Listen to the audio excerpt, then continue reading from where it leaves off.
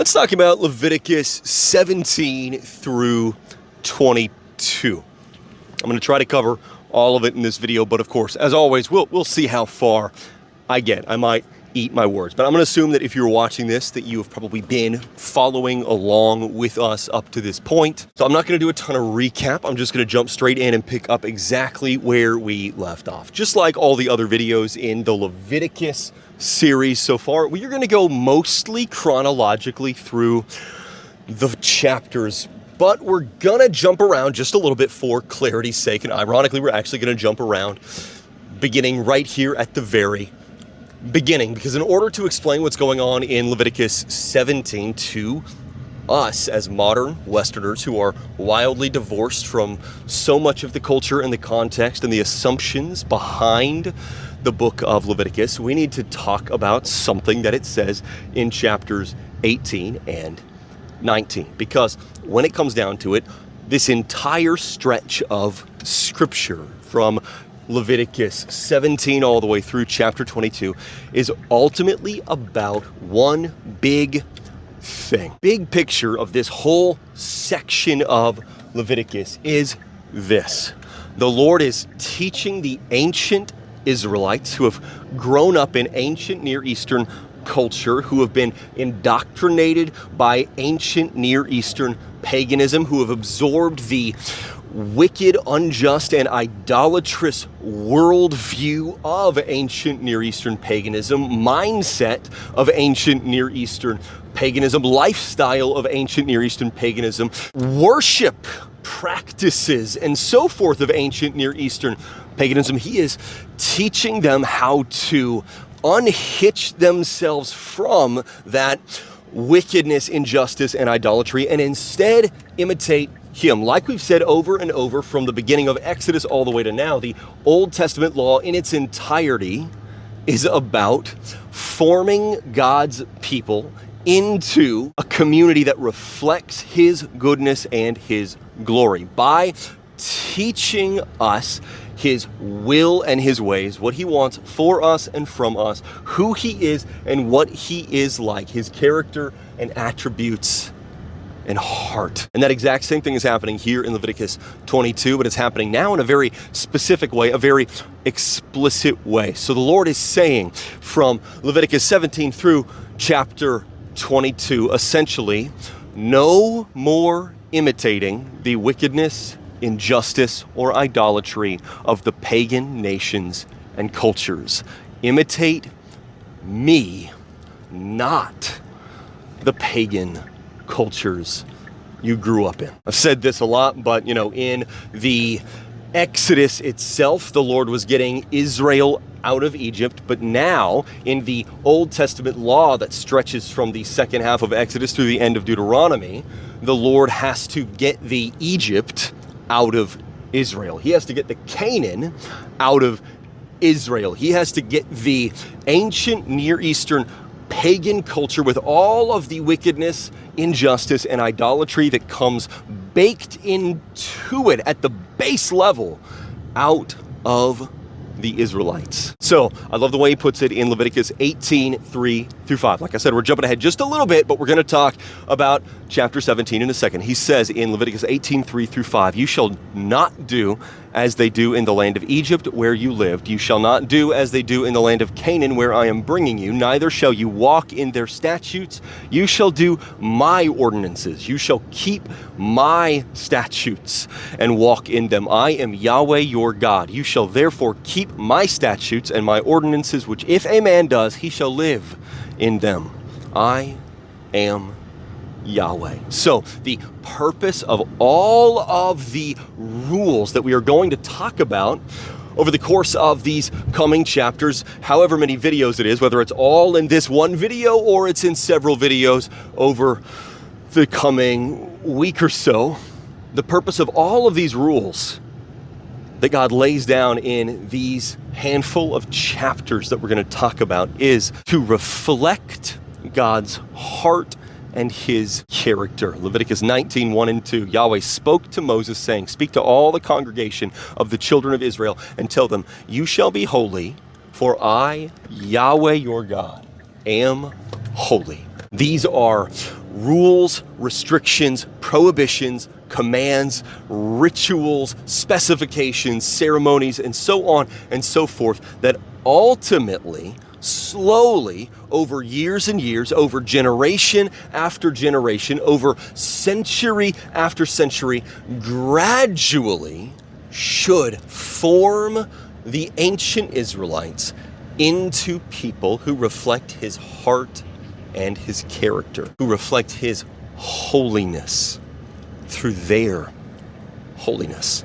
So let's dive into the specifics. Let's talk specifically about Leviticus 17. The first thing we need to talk about is the rules Leviticus 17 lays down related to worship. What types of worship they can do, what types of worship are permitted, how they can worship, when they can worship, where they can worship, and most importantly, who they can worship.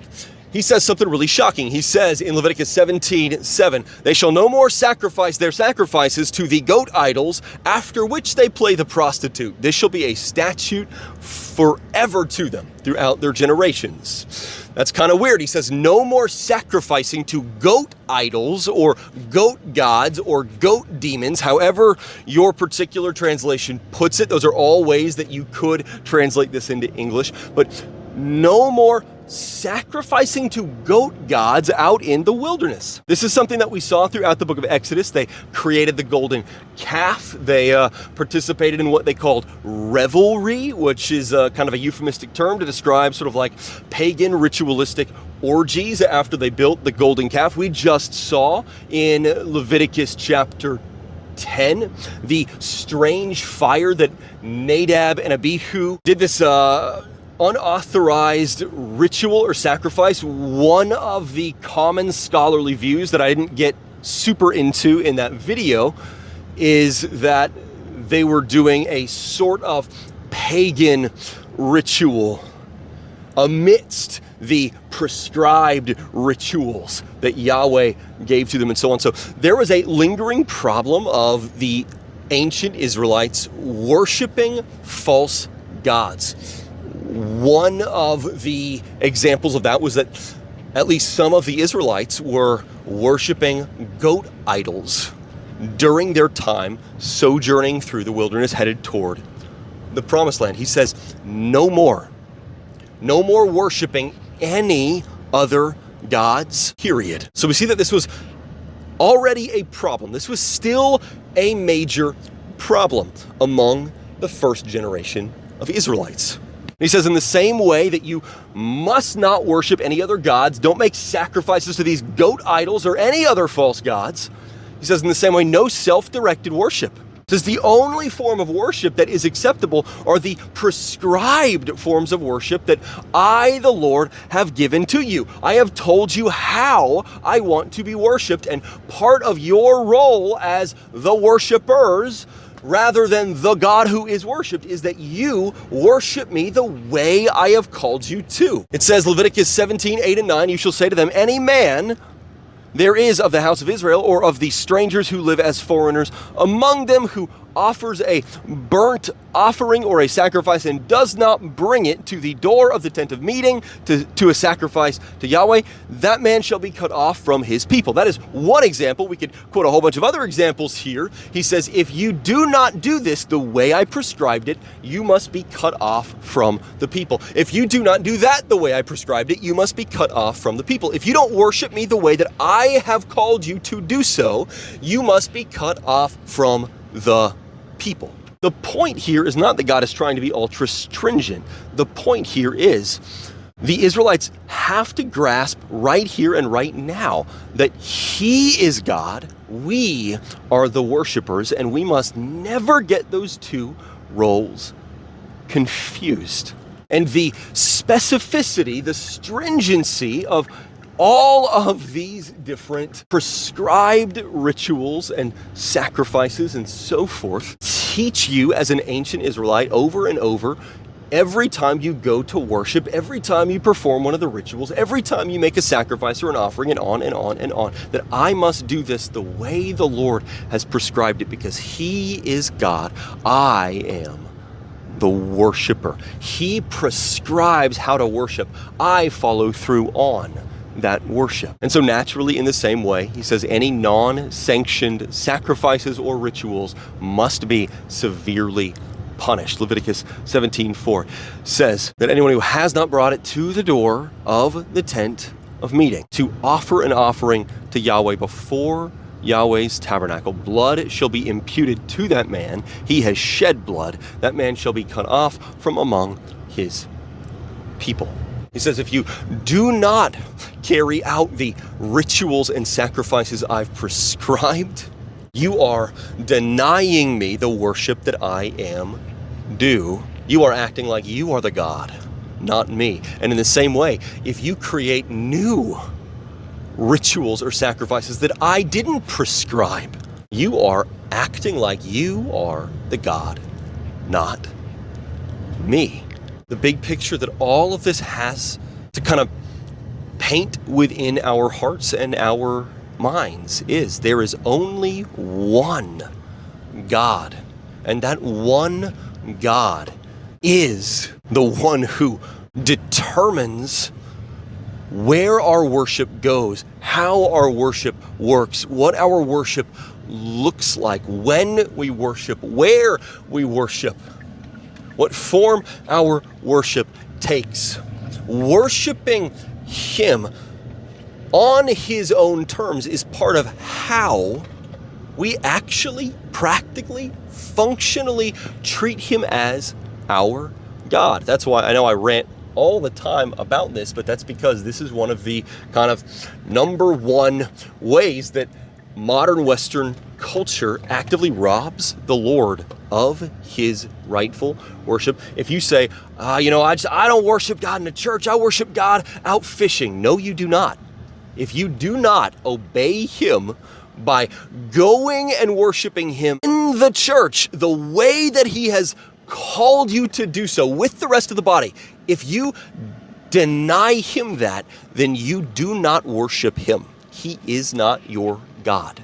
You are not His servant. You are not His worshiper. If you worship God in some alternative way instead of the ways that He has called you to, then what you actually worship is you. Listen, you can also worship Him while fishing. You can also worship Him out in the mountains, in nature, and so on and so forth. 100% those things are good.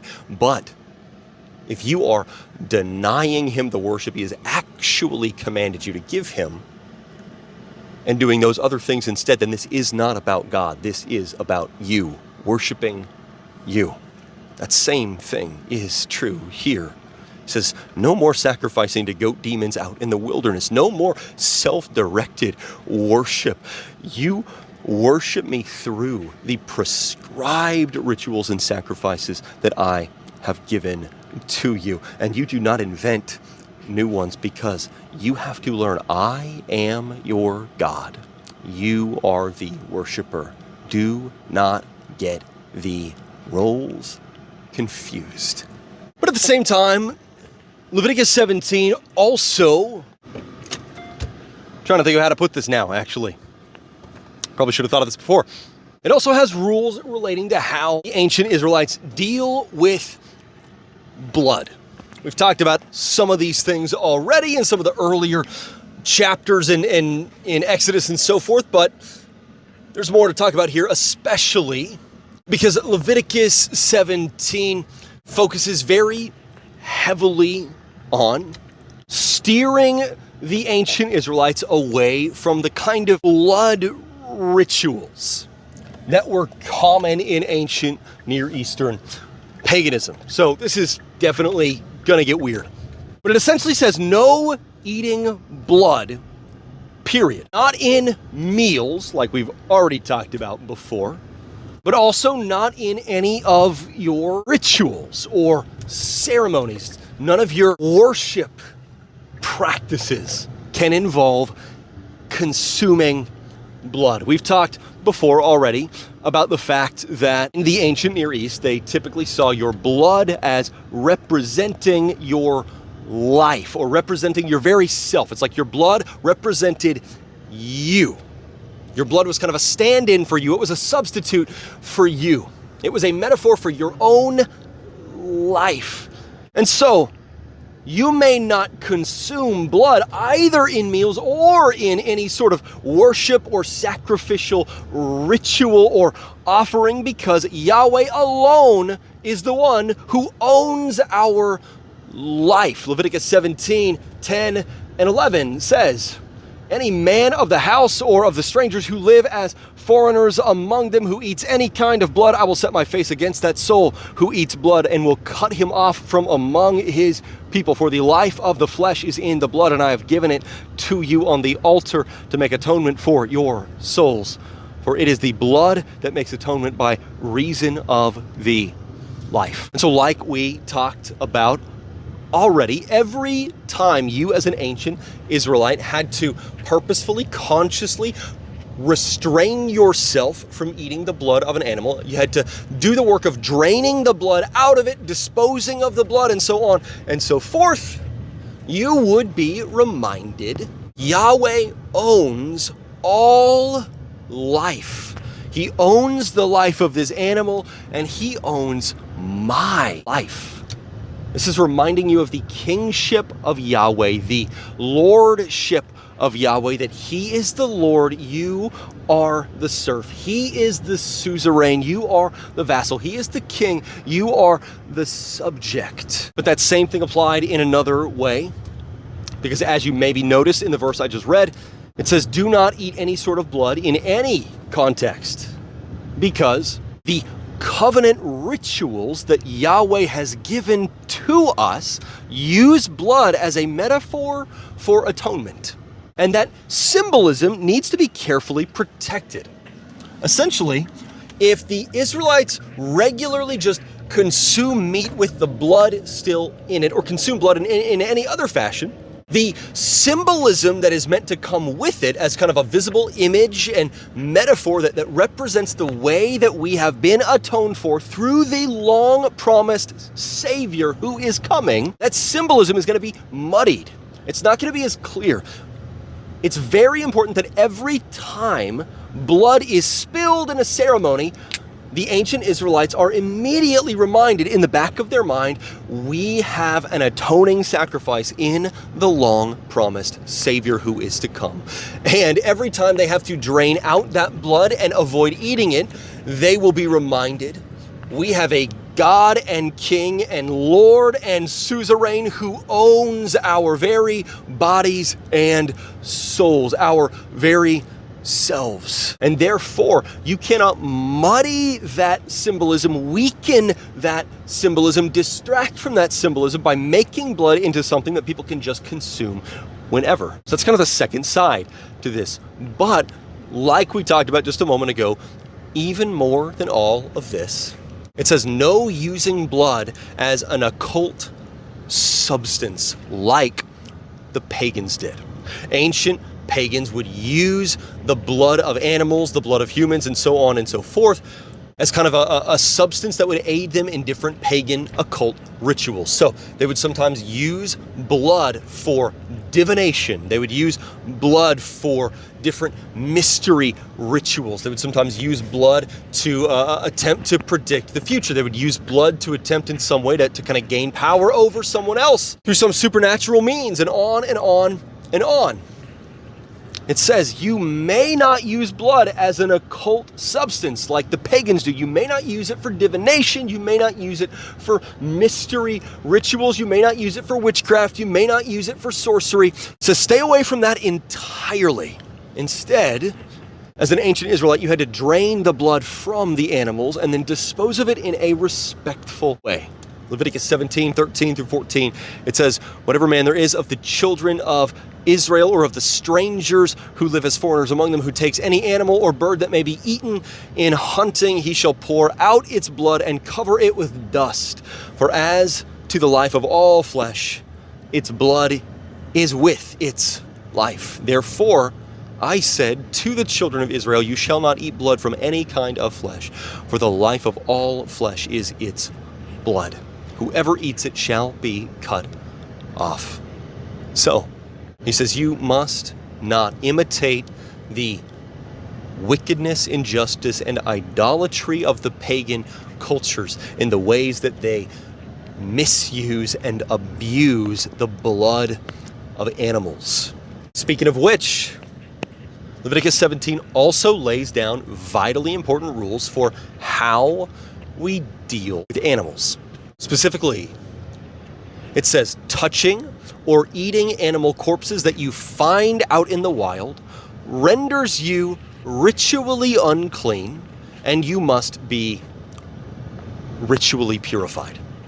That's Leviticus 17, verses 15 and 16. It says, every person that eats what dies of itself, or that which is torn by animals, whether he is native born or a foreigner, shall wash his clothes and bathe himself in water and be unclean until the evening. Then he shall be clean. But if he doesn't wash them or bathe his flesh, then he shall bear his iniquity. Once again, this is reinforcing the stigma around death, that death is not normal, death is not natural, death is a result of the fall. It comes from the brokenness of the world, and everything that is inevitably a reminder of death is ritually unclean.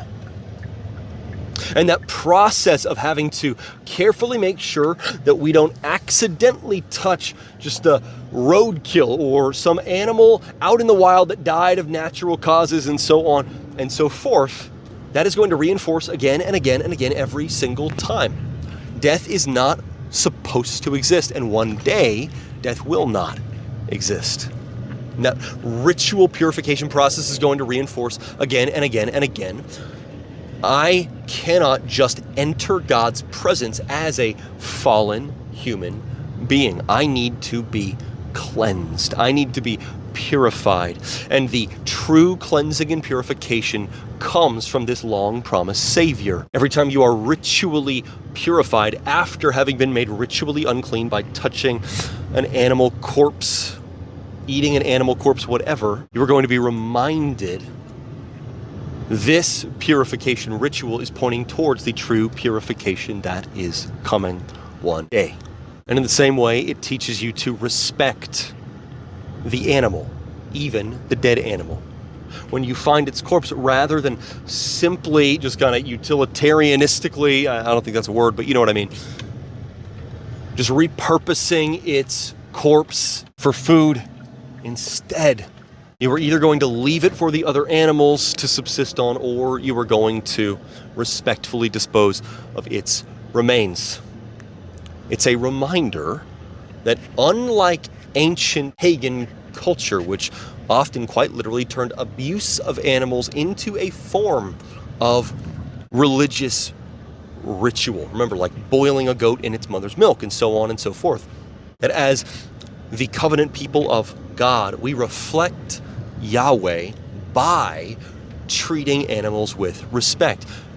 We reflect God's love for the animals he created through our respect for the animals he created. It doesn't mean you become like a tree hugger or a hippie or anything like that, but what it does mean is you remember we were created to be stewards of the rest of creation. That means stewards of the plant life, stewards of the greenery, the fruits, the vegetables, and all of those different things, stewards of the ocean, stewards of the mountains, stewards of all these different things, and stewards of the animals. And so Leviticus 17:13 says, whatever man there is of the children of Israel or of these strangers who live as foreigners among them, who takes any animal or bird that may be eaten in hunting, he shall pour out its blood and cover it with dirt. And so animals that are killed in the hunt, in order to be eaten or in order to be used for their animal hide or other resources like that, have to be treated with dignity. You drain out their blood, you cover it in the dirt, you harvest what you need from their body, and then you dispose of it respectfully. They have to be treated with dignity as a visible image, symbol, metaphor for the way that God loves all of creation, not just humanity. And so we respect all of creation. We steward all of creation rather than abusing and exploiting the rest of creation the way the ancient pagans did. And that brings us directly to Leviticus 18, because Leviticus 18 continues on this same train of thought. No more imitating the wickedness, injustice, or idolatry of the pagan nations and cultures. Instead, imitate Yahweh.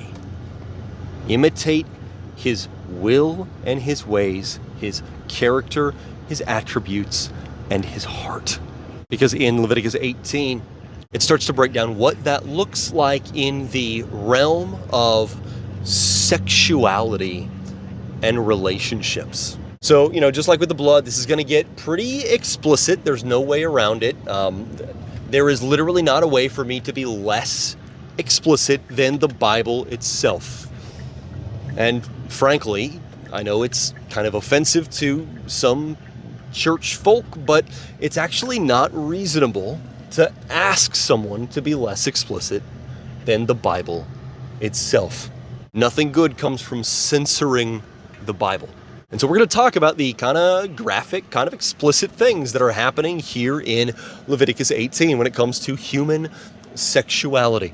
But the big picture in all of this is put away the wicked, unjust, perverse, idolatrous norms that ancient pagan culture has taught you about sex and relationships, and instead imitate the goodness and the glory of the Lord in your sexual and relationship settings. So let's talk about what that looks like. The first thing we need to know is that ancient Near Eastern pagan customs and rituals often involved unbelievably perverse sexual stuff. I don't know what word I'm looking for. But if you dredge through the old records that we have been able to dig up from the ancient Near Eastern pagan cultures that surrounded ancient Israel, the ancient Near Eastern pagan cultures that the ancient Israelites would have been steeped in and indoctrinated by and had normalized for them. So the things that are being prohibited here in Leviticus 18 are things that would have been normalized in the broader culture around ancient Israel. So for some of the Israelites, they would actually be learning right here and now, as Leviticus 18 was delivered to them in real time, that these things are bad and why. But ancient Near Eastern pagan customs and rituals very often involved incest, bestiality, homosexuality, pedophilia, and adultery. So Leviticus 18, 24, and 25 says, do not defile yourselves in any of these things. And that term defile, that is a ritual term. That is a kind of ceremonial term. That's a, you could say like a religious term. That means that's a term that is related specifically or primarily to like worship ritual context. Don't defile yourselves in any of these things, for in all these, the nations which I am casting out before you were defiled. The land was defiled. Therefore, I punished its iniquity, and the land vomited out its inhabitants. And so the root example that the Lord is pointing to, specifically here, and this is important, is you Israelites have seen the ways that the pagan culture you were brought up in worshipped their false gods through incest rituals. You've seen the way the pagan cultures you were surrounded by worshipped their false gods through bestiality rituals. You've seen the ways the pagans around you worship their gods through homosexuality rituals. You've seen the ways the pagans around you worship their false gods through pedophilia rituals. You've seen the ways the pagans around you worship their false gods through adulterous rituals. Quite literally, sleeping with another person's wife was a ritual that you could perform in some pagan contexts. That wasn't the only part of the ritual, but it was an integral part. The revelry that the ancient Israelites engaged in after building the golden calf back in Exodus. We talked about that earlier in this video, and we got real deep into it, I think, in the video on that chapter in Exodus.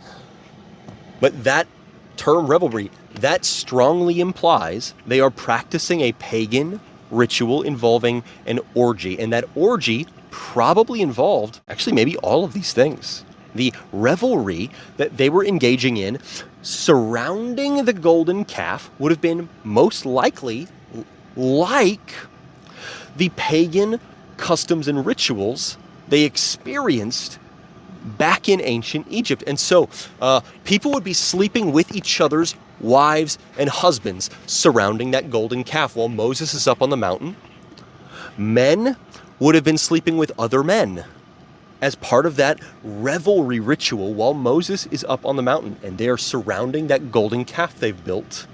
People would be sleeping with their own sisters, their own daughters, maybe even their own mothers around that golden calf they built while Moses is up on the mountain. People would have been sleeping with some of the livestock surrounding that golden calf while Moses is up on the mountain. And yes, there's a very good likelihood that people would have been sleeping with the children in the group around that golden calf while Moses was up on the mountain.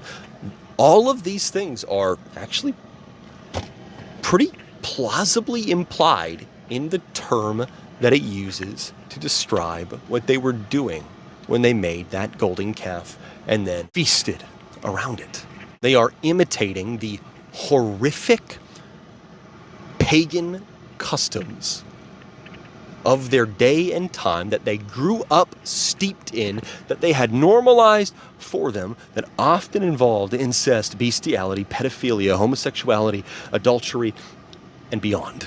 And so there is a very important distinction that we need to make here. And I'm going to make this distinction because if I don't, you're going to Google all of this and you're going to see a bunch of articles written by people with a very, very different set of beliefs and so forth. And they're going to tell you that I am lying to you and so on and so forth. And so I want to just avoid that entire situation by just being totally straight and direct here. Leviticus 18 is prohibiting these types of pagan sex rituals that involve incest, bestiality, pedophilia, homosexuality, adultery, and beyond. That is the thing that is explicitly being prohibited in context here in Leviticus 18. The reason that I'm saying that is because it is unbelievably common to hear I guess you could say sort of theologically liberal Christians or specifically LGBTQ plus affirming Christians, gay affirming Christians who argue that it is not sinful to have sexual or romantic relationships with people of the same sex and other things along those lines. Often they will point out something that is technically correct. And that is that Leviticus 18 is specifically, in context, talking about pagan sex rituals. It is not specifically directly talking about relationships as we think of it today. Two men in a romantic relationship is not the thing that Leviticus 18 is explicitly talking about here. Two women having sex is not the thing that Leviticus 18 is explicitly addressing here. When it says a man must not lie with another man, a woman must not lie with another woman, and on and on and on, a man must not lie with an animal, and so on and so forth. It is specifically addressing the specific problem that was the ancient Israelites had been totally steeped in the waters of ancient Near Eastern pagan sex rituals. It had been totally normalized for them, and they now need to have it unnormalized for them. As weird as this maybe sounds, there was basically no ancient Near Eastern pagan culture that accepted homosexuality as a lifestyle. In fact, there was essentially no civilization ever in history up until the modern West that ever saw homosexuality as a valid, acceptable lifestyle or identity, period. You can look back at a lot of ancient cultures, and there were plenty of examples of men who would have sex with other men, but it was not a mutual, loving relationship. We talked about this, I think, when we talked about Romans chapter 1, and I think we talked about it some in 1 Corinthians and maybe Revelation and other things like that, but it was actually very common in the ancient pagan world to see men having sex with other men, but it was not two men who were in love and carrying out a mutual relationship. It was pretty much always a form of abuse. It was almost always a form of just kind of like institutionally normalized rape. There were big, powerful, masculine men, and they would surround themselves with often smaller, kind of feminine, typically sort of weak, not very masculine men, and they would use them as essentially like just sex toys. They would use them as kind of inflatable dolls, typically during the period of their life where they were between about 13 and 17, before they've started to grow a lot of hair on their bodies and before their bodies have started to kind of fill out with more of a masculine frame and other things like that. And if you were the bottom, so to speak, that was seen as a very shameful thing. To be the person who is penetrated was seen in pretty much all ancient pagan cultures as shameful, dirty, and bad, but to be the person who was doing the penetrating was seen as strong, virile, good, honorable. And so you wanted to be kind of the top who penetrated as many other people, either male or female, as possible, and you wanted to avoid being the bottom, if at all possible, by any means necessary. That was the norm in the ancient pagan world, but it was not a mutual relationship. It was not a respectful relationship. It was basically rape. It was usually pedophilia. It was never the kind of stable, loving relationships that people are talking about today when they try to argue for acceptance of gay relationships and sexuality. So as weird as this maybe sounds, the thing that your neighbors down the street have, where it is two men who have been married for 11 years and have a couple of adopted kids, and they are basically normal, just gay, that essentially did not exist in any previous culture. Now, you can Google and you can find examples, but when you find those examples, dig deeper into those examples, keep on digging. Eventually, you will uncover that those are major outliers and are not common at all. You could have sex with other men or someone else of the same sex, either in the context of one of these pagan sex rituals or in the context of this essentially kind of institutionalized rape game where you force yourself on as many weak feminine men as you can and so forth. But if you, as an ancient pagan, said, I'm in love with this other man, or if you, as an ancient pagan woman, said, I'm in love with this other woman, we are going to get married, we are going to raise kids together, we're going to have a house with a little white picket fence and stuff like that, they would kill you. They saw that as fundamentally destructive to society, and they would literally kill you. They said, look, y'all can have sex at the next ritual, but you need to keep this gay stuff out of here. As strange as it sounds, Christianity does two things at the same time. One, Christianity prohibits homosexual relationships and sex. And two, Christianity invented the concept of live and let live. It invented the concept of not executing or imprisoning people for homosexuality. Christianity prohibits homosexual relationships and sex, and Christianity, historically speaking, quite literally created the concept that even though it's wrong for them to do that, you should not kill them for it. And so it's very, very important that we grasp this here and now. It's very important that we don't fall into kind of misleading, misinterpreted versions of this. Yes, it is true. Leviticus 18 is not talking specifically about the kind of monogamous, mutual, otherwise relatively normal relationships between two people of the same sex that we tend to think of today when we think of homosexuality. It is true that is not what Leviticus 18 is talking about.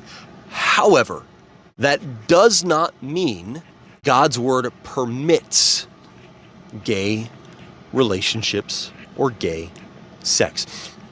And that actually ought to be fairly clear when we follow the logic, because that same logic is true for all of the different types of sexual infractions that it lists here when it's talking about the pagan sex rituals. Leviticus 18 is not talking about homosexuality in general. It is talking about homosexual pagan sex rituals. But in exactly the same way, Leviticus 18 isn't talking about bestiality in general. It's talking about pagan bestiality sex rituals. Leviticus 18 is not talking about adultery in general. It is talking about pagan sex rituals that involved adultery. It's not talking about incest in general. It's talking about pagan sex rituals that involved incest. It's not talking about pedophilia in general. It is talking about pagan sex rituals that involved pedophilia. And so if you're going to say, actually, the Bible doesn't prohibit homosexuality because Leviticus 18 is not about normal gay relationships, then in the same logic, you have to say the Bible doesn't prohibit pedophilia because Leviticus 18 isn't about all forms of pedophilia. It's about this one context where pedophilia is involved. It's not prohibiting bestiality because this isn't about all bestiality. It's just about these bestiality rituals. It's not prohibiting all incest. By that same logic, you end up there. I don't know a single person who argues that we should accept pedophilia because there are people who are attracted to children in ways that are genuinely biologically driven and that they can't control. That's a fact. It is a fact that there are people who, as adults, are biologically wired in a distorted and broken way towards being attracted towards children. But that does not mean that because that's a thing they can't control, therefore we need to accept pedophilia as acceptable. It is similarly a fact that there are people who are biologically wired in a distorted and broken way to be attracted to animals. That does not mean that we need to accept bestiality as permissible because there are people out there who are attracted to animals in a way they can't control. There are people who actually have a kind of biological wiring. For whatever reason, they gravitate towards family members in terms of their sexual attraction. But the fact that there are people who cannot control the fact that they are uniquely attracted to close family members, that does not mean that we therefore need to accept incest as acceptable. And in the same way, people follow with you all the way through all of that until you get to homosexuality. But there is nothing different about this situation. Yes, it's true. Pedophilia harms children in a unique way that goes far beyond the way that homosexuality harms the people involved in it. Bestiality harms animals in a unique way that goes far above the way that homosexuality harms the people involved in it, and on and on and on. But still, harm is not the only moral category. There are things that are wrong, even if they don't hurt anyone. Although, there are very good reasons to reject the notion that homosexuality doesn't harm anyone. It is, at this point, actually pretty impossible to avoid the evidence that it is inherently unsafe to have gay sex. There is not a safe version of gay sex. This was actually pretty much universally accepted until about 5 minutes ago. If you are the passive partner in a sexual encounter between two men, you are being harmed in the process, even if it is subtle and slow. And even if you are the active partner in a gay sexual encounter, the risks of disease and so many other things are so much higher than it is ever reasonable to take on. There is an overwhelming store of data out there. Again, Google it, and you will naturally find a couple of articles by gay advocacy organizations that argue against this, but keep digging more. Dig deeper into the claims that they make and the data that they cite and everything. There is an overwhelming stockpile of data. It is pretty much unavoidable that although things like bullying and family rejection and other things like that absolutely increase the severity and likelihood of severe mental health issues, it is also the case that even when you remove all bullying, even when you remove things like estrangement from families, even when you remove all these other things from the equation, even when you control for all of that, homosexuality in general, in every form that it takes, is overwhelmingly associated with severe mental health struggles. It is overwhelmingly associated with severely increased rates of suicidality, self-harm, and beyond. Even when you remove all these other factors. And that tells us that this is harmful to the people who experience it. The solution to mental health struggles among people somewhere on the LGBTQ plus spectrum is not affirmation. It is not ending bullying. It is not parental acceptance and so on and so forth. Although all of those things are important. Okay, look, if your kid comes out of the closet, I don't really think that any benefit comes from cutting them off and estranging yourself from them. And if somebody that you know is gay, I don't think anything good comes from bullying them or making fun of them about it. So those things are important, but they are not the answer to the epidemic of severe mental health struggle and suicide among people who are somewhere on that spectrum. Because the thing itself is part of the problem. The homosexuality itself is part of the problem. It is part of what is harming you. And so here's the big thing to take away. I know that was a very long tangent, but there's not a way to avoid it when we're talking about Leviticus 18. The specific, direct, explicit focus of Leviticus 18 is ancient Near Eastern pagan customs and rituals that involved incest, bestiality, pedophilia, adultery, and homosexuality. But the logic of Leviticus 18 still strongly cautions us away from all of those things, even in the context of everyday life, romance, sex, and relationships.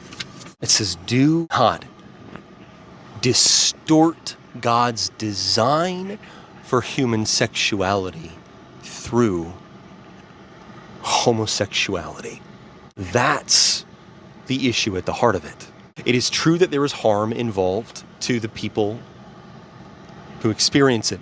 But even if you ignore that, the fundamental problem is that homosexual relationships and sex is a distortion of God's design for human sexuality. Because God designed human sexuality to involve a man and a woman. God designed human sexuality to quite literally be sort of a form of restoration between the two sexes. God designed human sexuality to be kind of a restoring of the connection between the two sexes. God designed human sexuality to be a restoration of mutuality between the two sexes. In Genesis 3:16, when the Lord warns Eve that as a woman, your desire will be for your husband, yet he will rule over you. Those two words, the word that we often translate to desire, we talked about this back in Genesis, that word has a negative connotation. It's not desire as in, oh, I love you so much, I want to kiss you. It's desire as in, I want to conquer you. He says, you will want to conquer your husband, but your husband will rule over you. That is another word. We're translating it to rule, but that's not the best word. It's a word that has a negative connotation. It's a word that means like dominate. So you will want to conquer your husband, and yet he will dominate over you. You want to dominate over him. He wants to dominate over you. You want to conquer him. He wants to conquer you. It's this battle of the sexes that's created so many problems through the years. Part of the design for human sexuality is that it rages against the battle of the sexes, that instead of me trying to conquer my wife and her trying to conquer me, instead we are coming together as mutual partners. Instead of me trying to dominate my wife, her trying to dominate me, we are coming together in a mutual connection. So the very nature of sex is that it is meant to knit men and women together in restorative, connected mutuality.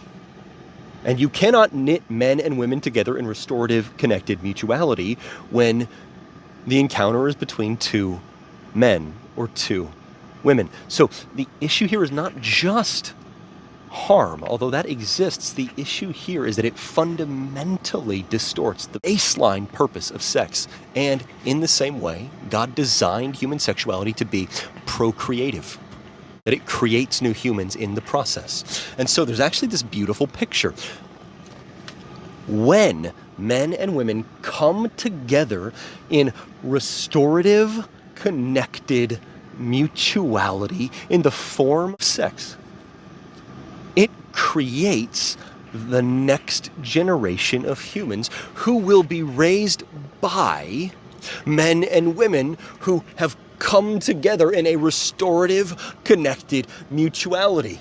And they will themselves learn to relate to people of the opposite sex in terms of restorative, connected mutuality, and will then teach their own children that they have via the procreative product of the restorative, connected mutuality that comes in the form of sex between a man and a woman to do the same, and on and on and on and on. It's a self-sustaining cycle of restoration. And yet, by its very nature, homosexuality itself distorts that design. That doesn't mean that you are bad for being attracted to people of the same sex. It means that attraction is bad. That attraction does not have to define you. It does not have to rule your life. It does not have to become the quest that you spend your whole existence pursuing. We've been, I think, lied to by our culture about how we should think about our sexual orientation, our sexual proclivities, all those different things. The reality is your sexual orientation is like 1% of who you are.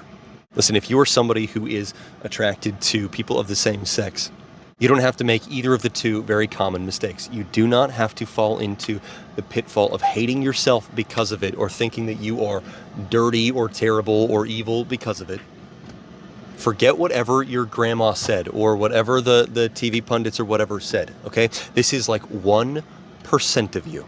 But at the same time, if you are attracted to people of the same sex, you do not need to make it into your whole identity. You do not need to believe the message that you will never be complete until you give into it. You will never be whole until you give into it. That is not true.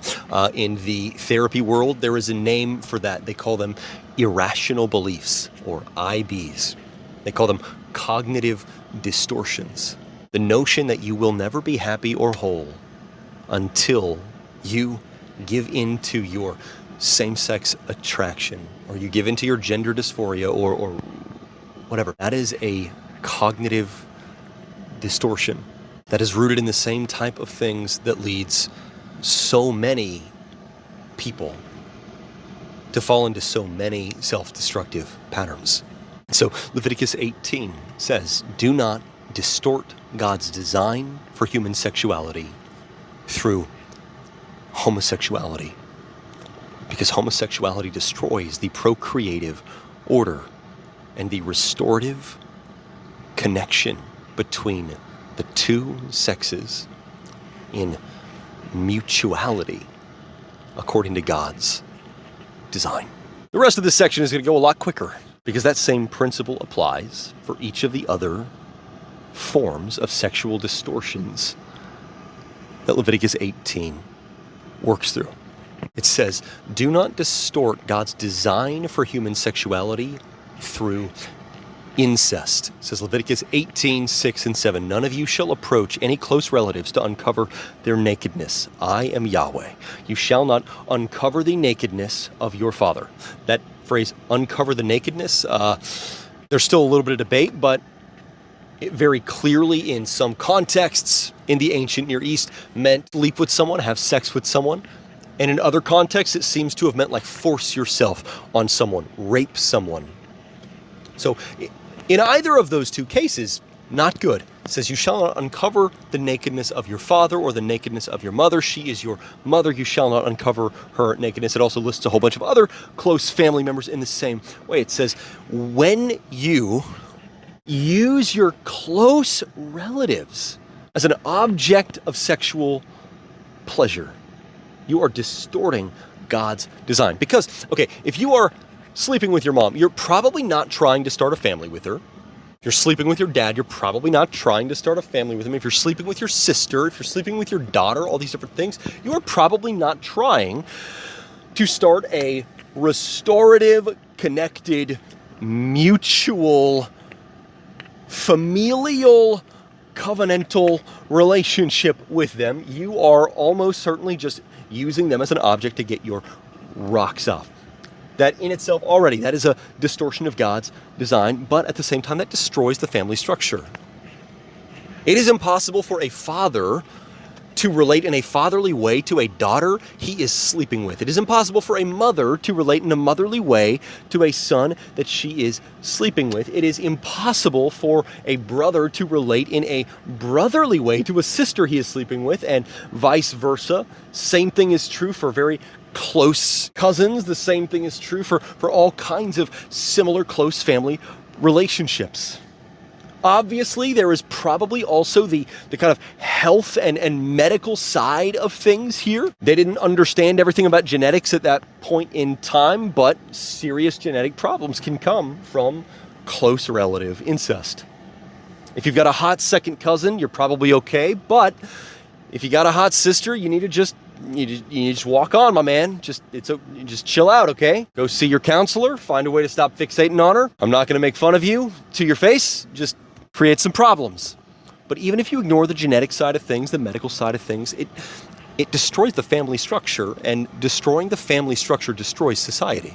We see that in our own culture. So much of the societal chaos and malaise comes not from the fact that we're poor. We are the richest society there has ever been. Not from the fact that there's, a lack of opportunities to improve your situation and so on and so forth. We have, in some ways, more opportunities than ever. In other ways, not so much. But Our fundamental problem is that even though we have advanced technologically, we have advanced in terms of wealth and food security and all these other things, housing and beyond, we live in a society that is falling apart at the seams. And part of the reason it's falling apart at the seams is because our family structure has fallen apart.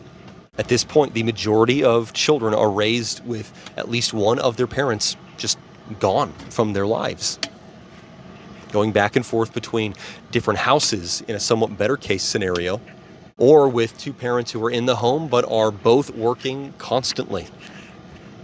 They may have a dad around, but he is never home. They may have a mom around, but she is never home. None of these things mean that you are bad if you were in one of these situations. There's a very good chance that there wasn't really a way to avoid the collapse of your marriage or your relationship. I don't know the details. The point here is not that this family had to get divorced and now they don't have a together stable family structure, therefore they are bad and are part of the problem. The point is the mass culture of unstable family structure has consequences on society. Society cannot bear the collapse of the family structure. And in the case of Leviticus 18, incest inevitably destroys the family structure. In the same way, it says, do not distort God's design for human sexuality through bestiality. Leviticus 18:23 says, you shall not lie with any animal to defile yourself with it. No woman may give herself to an animal to lie down with it. It is a perversion. Just like the others, there's a few problems happening all at the same time here when it comes to bestiality. On the one hand, bestiality destroys the boundary between human and animal. Remember, as humans, we were created to be stewards over the rest of creation, including the animals. But we cannot relate to animals in a stewardly way if we are having sex with the animals we're supposed to be stewarding. It destroys that necessary boundary of steward and stewarded animal. In the same way, bestiality is a form of animal abuse. It is. I promise you the animal does not want it. There's a movie called Dolphin Lover. Well, it's a documentary. It's about a dude who literally worked at an aquarium or something when he was 20 years old, and he spent the summer having sex with one of the dolphins there, and he swears up and down that it was consensual and that I don't know how this works, but he swears that the dolphin was the active partner, that somehow the dolphin maneuvered onto him each time. And I don't even want to think about it. I am 100% certain that guy is delusional. No animal wants to sleep with you. If you are having sex with an animal, you are forcing yourself on it, which is a grotesque power exertion.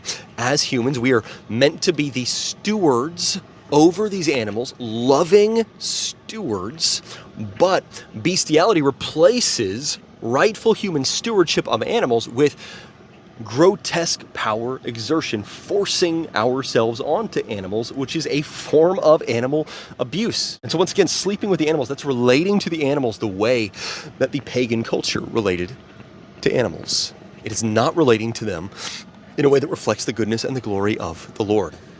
And then, of course, on top of all of this, bestiality is a disease vector. I don't think I have to explain that one very much. Just like incest creates major genetic problems, just like homosexuality, especially in the ancient world, creates serious health risks for the people involved. Bestiality, above all of these things, is a major disease vector, and you risk introducing catastrophic diseases into the rest of the population by having sex with animals. We're almost done with this section, but we got to get to the worst parts first.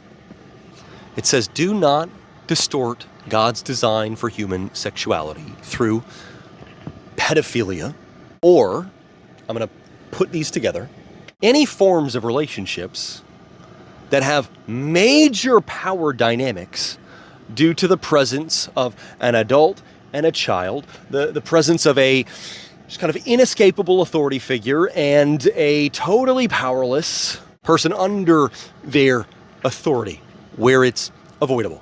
Here's what I'm talking about. So Leviticus 18:15 says, you shall not uncover the nakedness of your daughter-in-law. She is your son's wife. You shall not uncover her nakedness.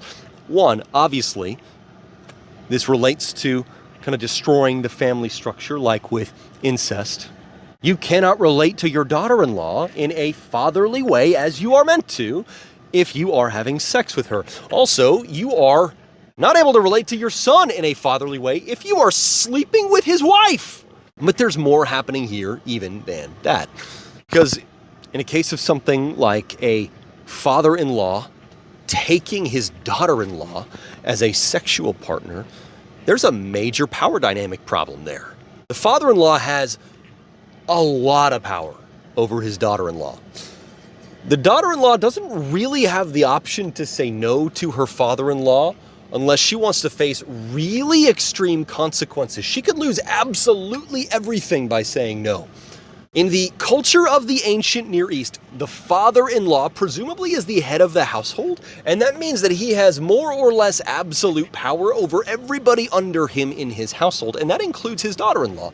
Actually, fathers in the ancient Near East, the household head had the power of life and death over those in his household. So the father can decide to kill his son, and nobody can stop him. The father can decide to kill his daughter, and nobody can stop him. The father can decide to kill his wife, and nobody can stop him. In the law that the Lord gave in Exodus, Leviticus, Numbers, and Deuteronomy, it introduces all kinds of protections to make that much harder than it would have been in the rest of the ancient Near Eastern culture. But the fact remains, in that culture, that was the dynamic that existed, which means the father has absolute power over his daughter-in-law, and she has basically no right of refusal. If she says no, she is taking her life into her hands, and even if she doesn't end up killed as a result of it, she could be sent away from the house, end up homeless, poor, starving, freezing to death, and beyond, and no one else is going to marry her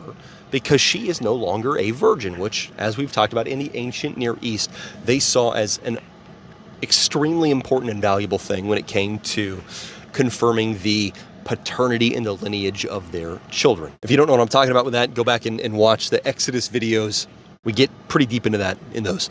But essentially, in a situation like the father-in-law taking his daughter-in-law, there is such an extreme imbalance in the power dynamic that there's just not a way for this sexual relationship to be restorative, connected, and mutual.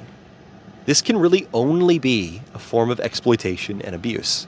And that principle applies in absolutely every situation involving pedophilia. Now, they would have defined pedophilia a little bit differently.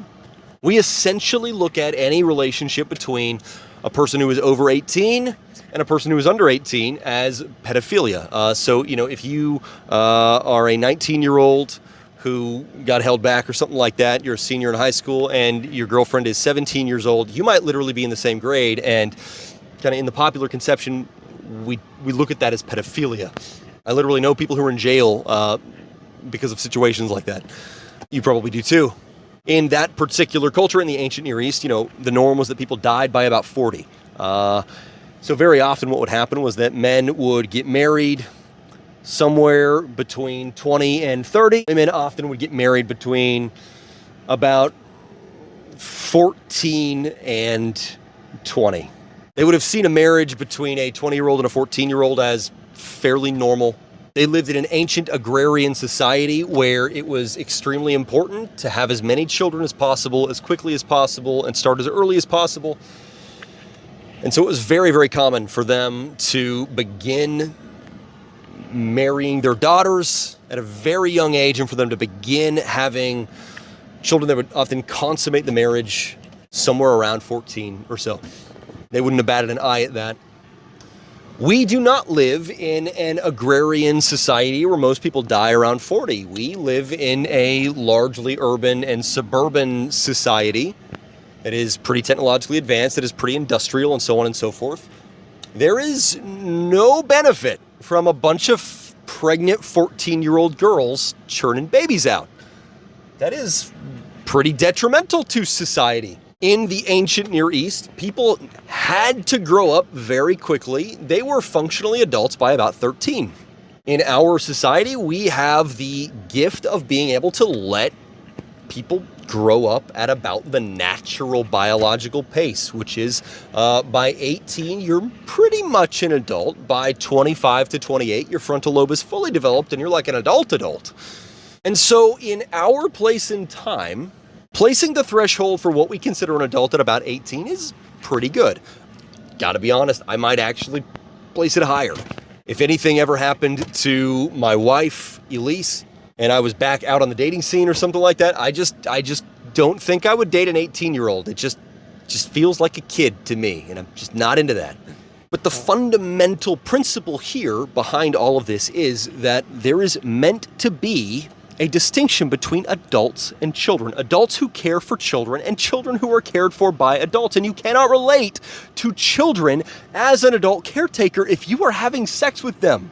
And in the same vein, the natural order is that adults have power and children are under the power of adults. And it is not good for people with the kind of power adults are meant to have over children to be having sex with people who are under their power like children. And so even though the precise ranges where they would place the cutoff for ages was different in the ancient Near East than today, the principle is exactly the same here in Leviticus 18. Pedophilia is a form of child abuse. Having sex with children is a form of child abuse, and it completely destroys the categories of adults with power caring for children versus children with no power who are under the authority of adults. And so it shouldn't be surprising that Leviticus 18 kind of weaves all of this together, this same principle here that says, do not uncover the nakedness of your daughter-in-law, is also at work in verse 21 when it says, you shall not give any of your children as a sacrifice to Moloch. You shall not profane the name of your God. I am Yahweh. These are talking about the same big picture thing. It's about the way that this destroys the way adults are meant to relate to children, and people with extensive power are meant to relate to people under their power. The rituals in which the pagans would sacrifice their children to Moloch also often involved, take a wild guess, sex rituals that sometimes included pedophilia. So when you hear, do not give any of your children as a sacrifice to Moloch, you shouldn't just think of them killing the children as a sacrifice. You should also think of them, quite literally, sleeping with the children as part of these rituals. And so this big picture principle that we must not distort God's design for human sexuality either through pedophilia or relationships with major power dynamic problems via the presence of an adult and a child, a father-in-law and a daughter-in-law, and so forth. That is closely connected via the abuse of children. Do not imitate the pagan abuse of children, such as the sacrifice of children to Moloch, and so on and so forth. Whether it is a pedophiliac relationship or it is lighting a child on fire in a giant Moloch-shaped oven as a sacrifice to this false god, both of those are forms of abuse of children that fundamentally betray the relationship adults are meant to have as the caretakers and protectors of children, not as predators using them for sexual gratification or sacrifices. And finally, this one is not as stomach churning as bestiality, pedophilia, and stuff like that, but it is also a catastrophic problem, and that is Leviticus 18:20. You shall not lie carnally with your neighbor's wife and defile yourself with her. It says, do not distort God's design for human sexuality through adultery. This one requires significantly less explanation because we see this every day of our lives. Adultery destroys covenant stability. Sleeping with someone else's spouse destroys the stability of their marital relationship and household. Cheating on your spouse destroys the stability of your covenant relationship and your household. It fundamentally destroys the trust that must exist between two people in a restorative, connected, mutual relationship. Adultery, listen, it pisses people off when I say this, but this is a fact, okay? Adultery is abuse. Cheating on your spouse is abusive toward your spouse. And look, I'm as tired as anybody else of the way that kind of culturally we've just started slapping the term abuse on absolutely everything, but this is something it does belong slapped on. Cheating on your spouse is abusive toward your spouse. If you are cheating on your spouse, what you're actually doing is abusing your spouse. This is I've had this conversation with a lot of people. I've taught on it a few times in the past, but it's going to come back up in some of our future things. But you know, when Jesus is talking about marriage and divorce in the Gospels, and he says that you must not leave your marital covenant except for cases of porneia. That term porneia, it's where we get the term porn. Now, we often misunderstand it by narrowly applying it exclusively to adultery. People say you can only leave your spouse if they commit adultery. That's not what that means. That term porneia was actually a pretty wide term that could encompass a whole lot of different things. One of them was adultery. One of them was this like fundamental deception. If you discover your entire relationships built on a lie, that was considered porneia.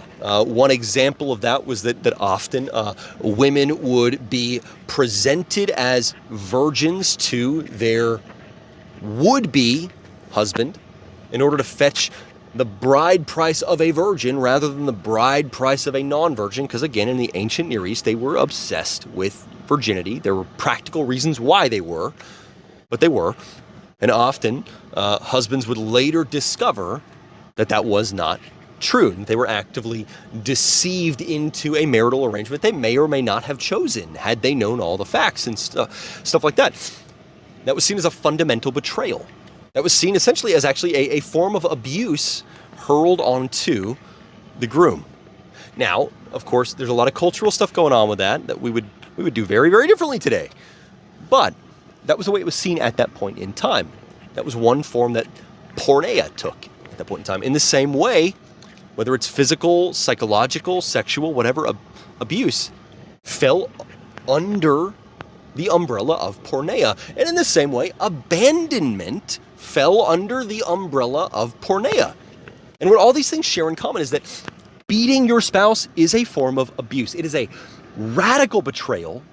And if you physically abuse your spouse, you have already left the covenant. And so if you beat your spouse and they leave you, they didn't break your covenant, you broke your covenant.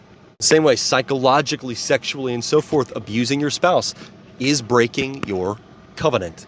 If you do that and they leave you, they didn't break your covenant, you broke your covenant. Cheating on your spouse is a form of abuse. It's a radical betrayal. If you cheat on your spouse, you have broken your covenant. If they leave you for it, they didn't break it, you broke it. And abandoning your spouse is breaking your covenant.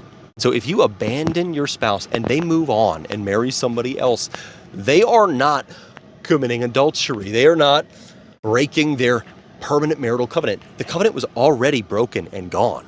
You broke it. The point Jesus was making in the Gospels was that we need to treat marriage like the sacred covenant that it is. That it is broken only via the radical betrayal, so severe that there is no coming back from it. And that may differ from one circumstance to another. Your marriage might be able to come back from your spouse's adultery if they are genuinely repentant for it. Your spouse might be able to come back from the season of abandonment when you ran away from them if you are genuinely repentant, and on and on and on. So this is not some rule that if they cheat, you've got to get divorced, but unless they cheat, you can't. If they abuse you, you got to get divorced, but unless they do, you can't, and on and on. That's not the point here. The point is not about when you can and can't get divorced, when you can and can't get remarried. The point is, what is marriage? It is a sacred covenant. And as the people of God, we are meant to treat it as this sacred covenant. But adultery destroys covenant stability. It destroys covenant trust. It destroys the ability to maintain a stable family.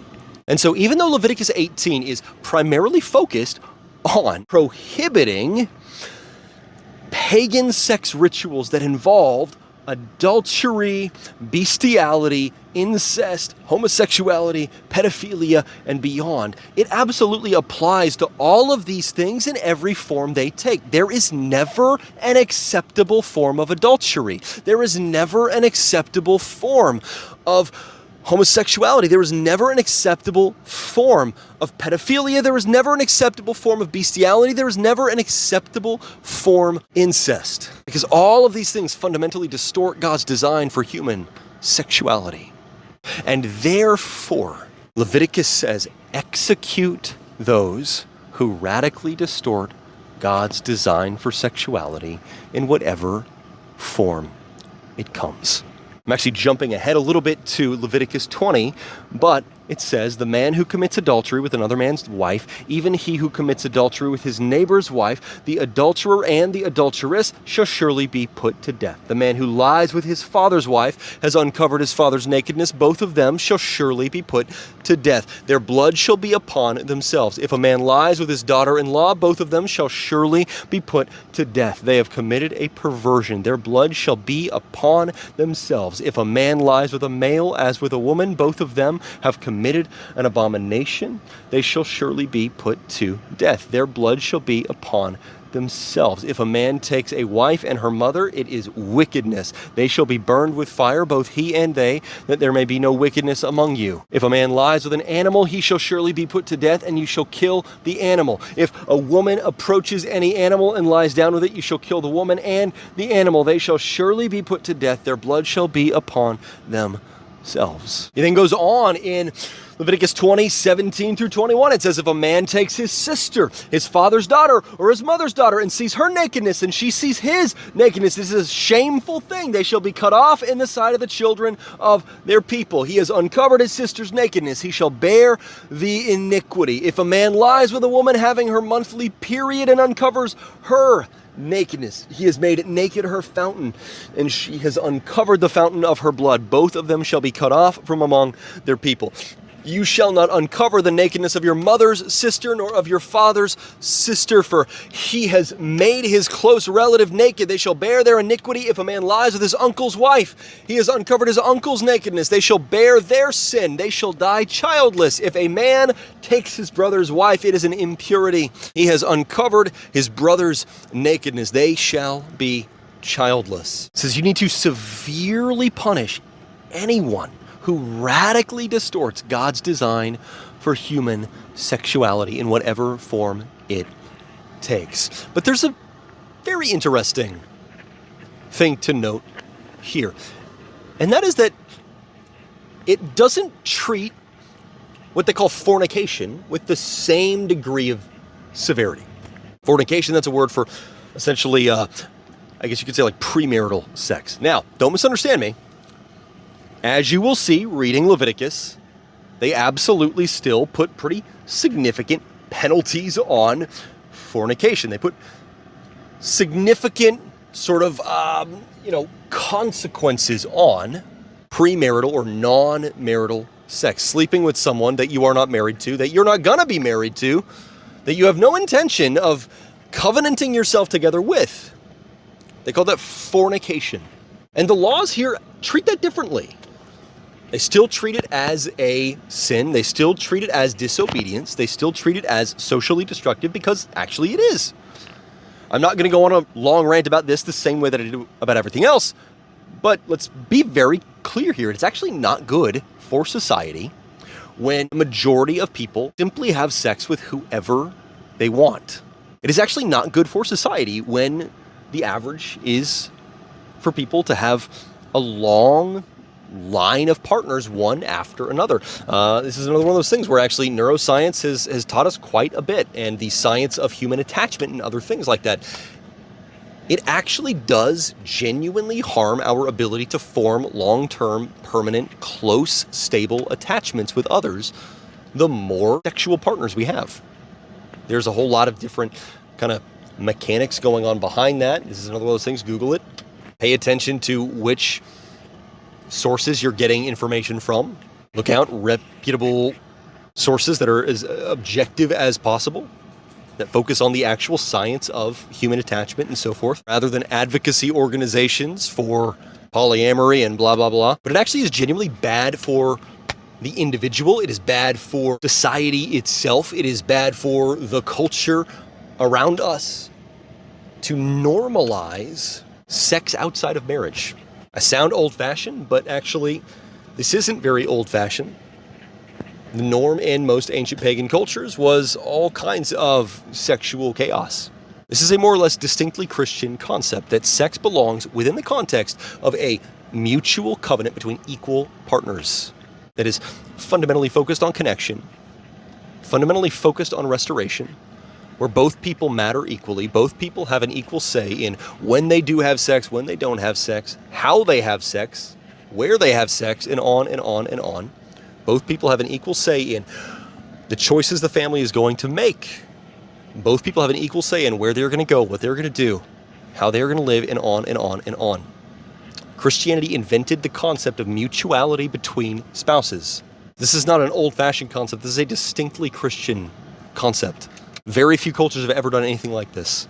But society falls apart when sexuality is completely unrestrained by purpose, devotion, commitment, faithfulness, mutuality, goodness. However, it is a fact, God deals differently with people who merely succumb to temptation than he deals with people who purposefully, perversely rebel, persistently and unrepentantly.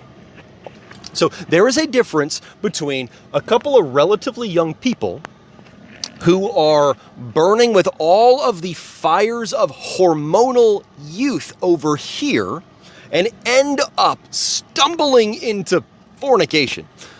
There is a difference between that over here versus somebody over here who purposefully dives into incest, bestiality, pedophilia, adultery, gay sex rituals, and on and on and on.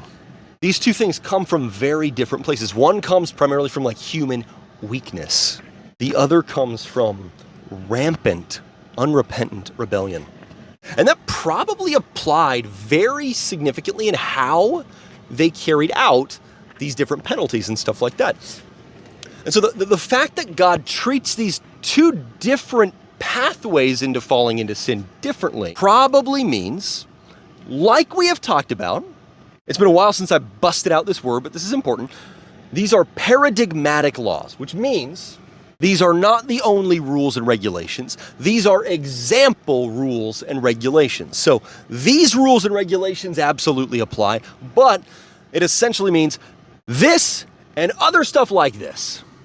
Do this and do other stuff like it. Don't do that and don't do other stuff that is like that. But then there was a lot of flexibility in exactly the way that they would apply it and carry it out and stuff like that.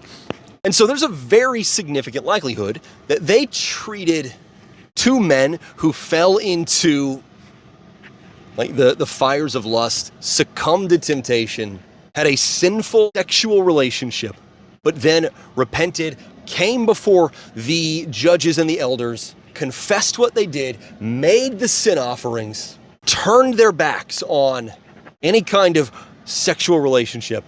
They probably dealt with that very differently than they dealt with people who persistently, unrepentantly, purposefully, intentionally just dived into homosexual acts for the pure pleasure of it, or in the context of pagan rituals and other things along those lines.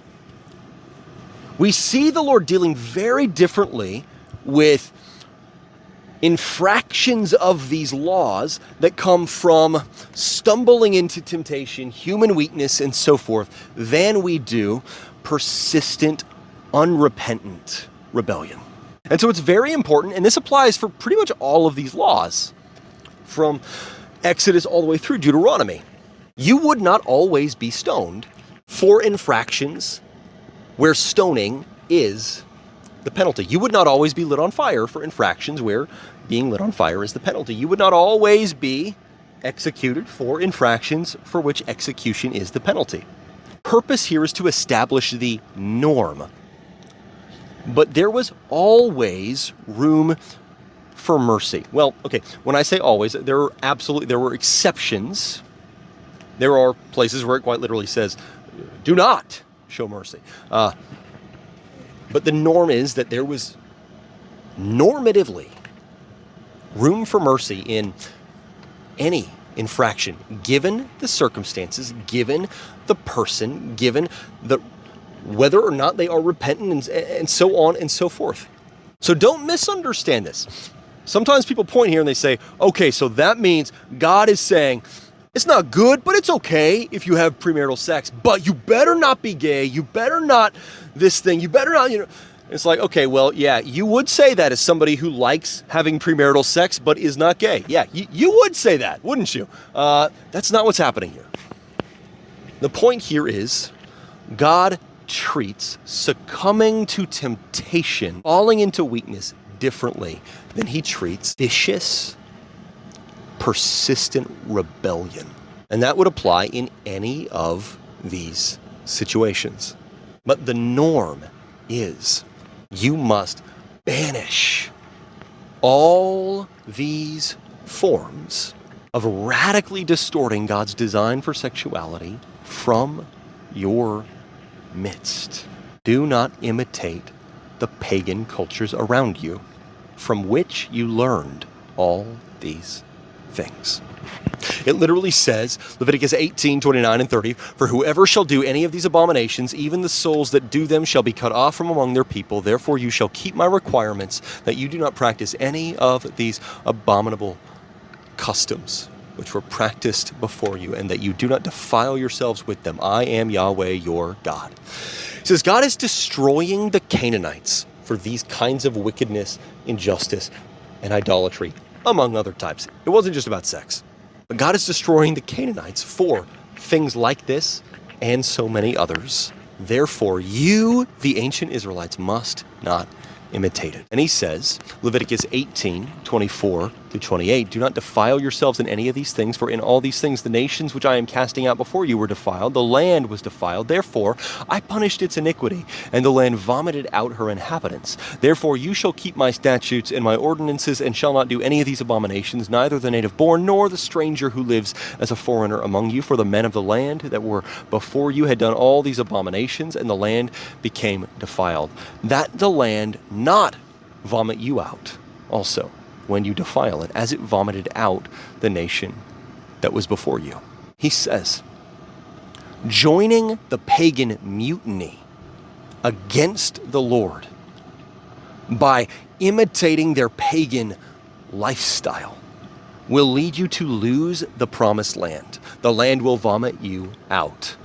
But submitting to these identity markers surrounding sexuality will lead to you enjoying the land. He says, do this and live. Hey, what's up? It's Pastor Ryan from Mount Zion Baptist Church. I'm extremely glad that you watched our video, and I hope that the Lord used it to speak to you in a very powerful and specific way. Hit the like and subscribe buttons on this video so that you can keep up with everything that we put out and we come up a little bit higher in your algorithm, and send a personal message to our YouTube account. I would love to hear from you, get to know you, pray with you a little bit. Between now and then, take care.